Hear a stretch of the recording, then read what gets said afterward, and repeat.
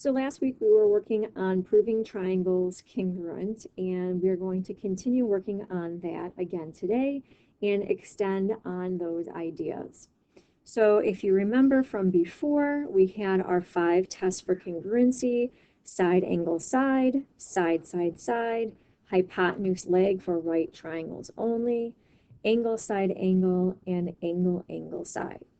And remember, we know that once we've proven the triangles are congruent, all of their corresponding parts would have to be congruent. So even if I didn't have tick marks, if I know the triangles are congruent, I can go back and name some other things that would be congruent. For example, in this picture here with our angle, angle, side congruency, I know C, angle C, corresponds to angle F.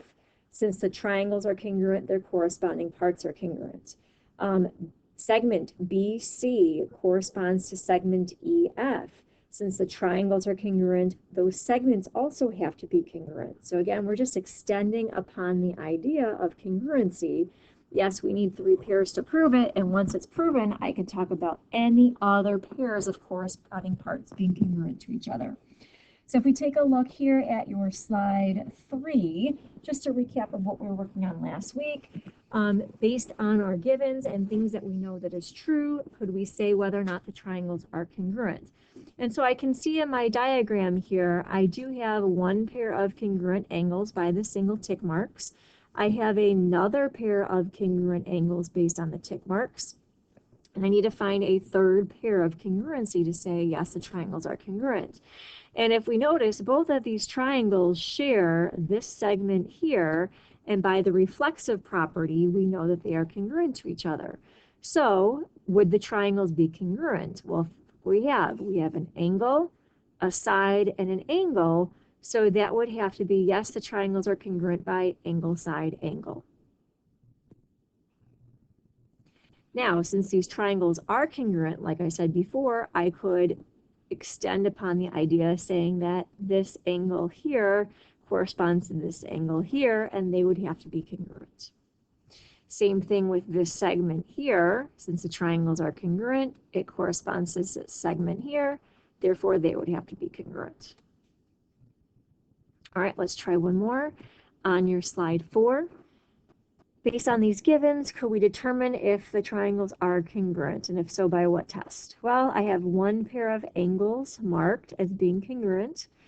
I have a pair of segments marked as being congruent. Is there anything else that I know that could be congruent within the triangles to use one of my tests? And so, remember, I see these intersecting lines here, and they make some vertical angles, and we know vertical angles are congruent. So if I look at my tick marks, I have an angle, and a side, so these triangles would be congruent by angle, angle, side. Since the triangles are congruent, their corresponding parts would be congruent. Now, there are a few other ones that I'm going to have you do on your own, practicing your triangle congruency, but the new part that we want to talk about, again, when we were writing the proofs, remember the steps. We put the proof statement at the bottom, so we know what we're ending up with. We take our first given and write that as the first line in our proof, and we ask ourselves, does that tell us anything else about the situation? If so, we write that next. If not, we go back to the next given, mark that in my proof, and if that tells me anything else, I mark that until I run out of givens.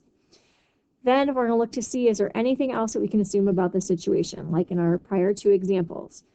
Look for vertical angles that are congruent. Look for shared sides or shared angles, because that's their reflexive properties, right? They're congruent to themselves. If they mention anything about parallel lines, remember, corresponding angles are congruent, alternate interior angles are congruent. And then you look to see which of your 5 tests can you use. And last but not least, once you've proven them congruent, you could then go and extend it further and talk about which corresponding parts are congruent. And so that step 7 is the new part from what we were working on last week. So if you look at your slide 11, we're faced with this problem here, right? Here's our picture, here's our given and our proof.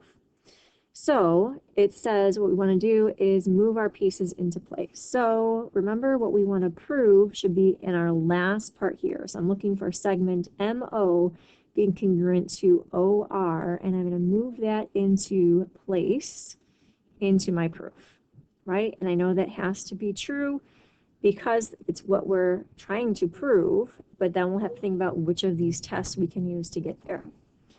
Then we go back to our first given where angle NOM is congruent to angle POR. So I'm going to move that to my first line. And I know that has to be true because it was given to me. And I want to make sure it's marked in my picture. NMO, it's not, so I'm going to add that in. Sorry, I grabbed the wrong piece. NOM being congruent to POR is already marked in the picture. I don't have to worry about that. These two angles here are congruent. They don't tell me anything else about the situation. So I'm going to go to my next line saying segment NM is perpendicular to segment MR. And I know that's true because that is also a given. So I can move this here and I'm going to move that here. Now, what do perpendicular segments make? We know that perpendicular segments make right angles. So if I'm talking about MN and MR, I'm going to have a right angle here, so I can draw that in my picture. And I'm going to have to put it in my proof. That NMO is a right angle, and that's from your definition of perpendicular. And I go to my next given, segment PR is perpendicular to MR. So I'm going to move those into place. And again, what do perpendicular segments make? They make right angles. So I'm going to put a right angle here. So I drew in my right angle, and I also put it in my proof that PRO is a right angle. Now, what's special about right angles? Right angles have very specific measurements. In fact, they are 90 degrees. So if this angle is 90 degrees and this angle is 90 degrees, they should be equal to each other. So NMO is congruent to PRO because we know that right angles are congruent. So we're going to put that in our proof.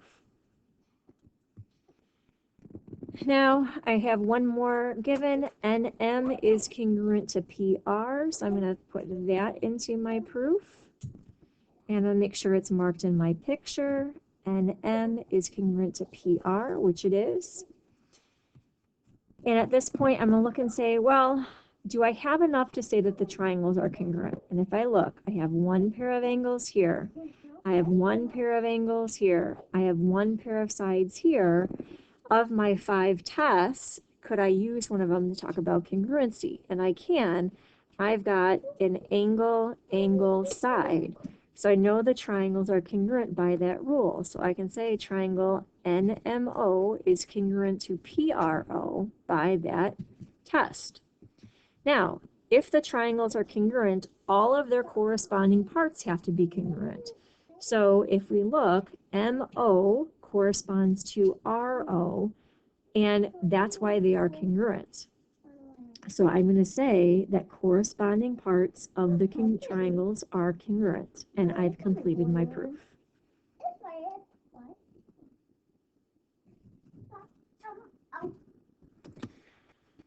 So again, it was not much different than what we were practicing on last week. We just had that one extension saying once the triangles were congruent, then their corresponding parts were congruent. So let's take a look at your slide 12, where we're faced with another situation. And for this one, it says that we have some pieces we can drag and drop into place, but we'll have to type in some other parts that may be missing. So at the top of your title of your problem, there's any symbols there that you want, you can highlight them with your cursor, do a Control-C, Control-V, and paste them into your screen there if you're typing it in on Class Kick, or you can obviously write it by hand. So again, for this one on slide 12, if we think about our problem-solving process, we start with what we're trying to prove. And we're trying to prove that LN is congruent to DB. And so we're going to put that into our... Then we're going to go to our given. So we have X is the midpoint of segment BN. So that's going to go in our first part of our statement here, and we know that it's given to us. Well, what is the importance of midpoints? Midpoints are the middle of the segment. That means we'll have 2 equal pieces.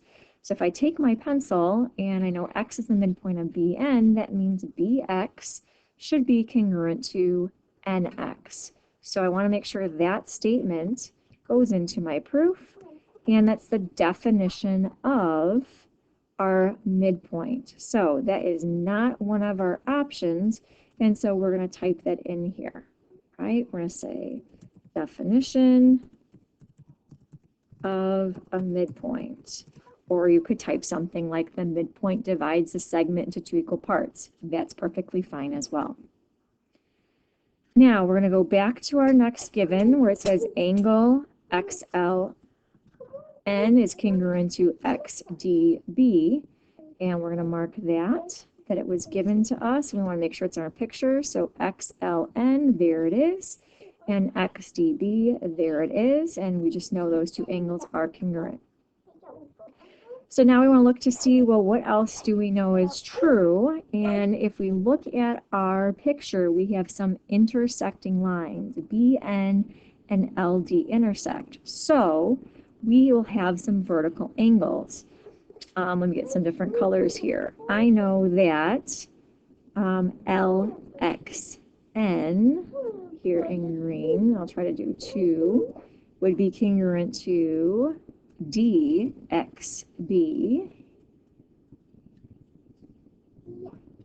I also could use LXB being congruent to DXN, whichever is going to give me more help. Of those two pairs of vertical angles, if I'm looking at the triangles, I probably want to go with the ones in green because I already had a pair of angles congruent and a pair of sides versus the ones here in the blue. So I'm going to move my pieces, BXD being congruent to NXL, and again, vertical angles are congruent. We're going to have to type that in.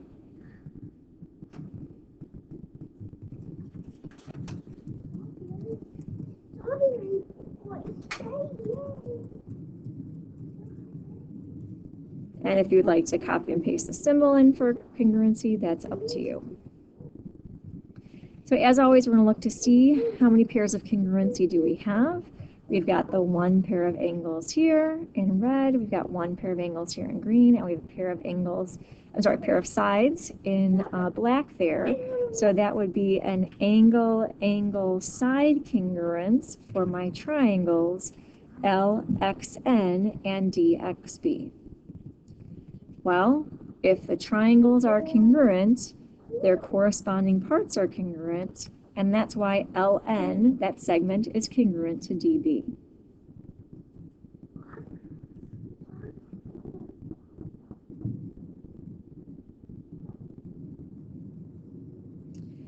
So now it's your turn to finish your practice. You're going to go back and complete the other slides that we have not done together in this Unit 5, Day 6 video, talking about triangle congruence, and then doing the proofs like this where you can drag and drop some pieces, perhaps type some reasons or statements in that are missing, and we'll do some more practice with this again tomorrow, and then you have your assessment coming up this week. Remember, there's after-school tutoring Monday through Thursday in the LRC if you need some extra assistance.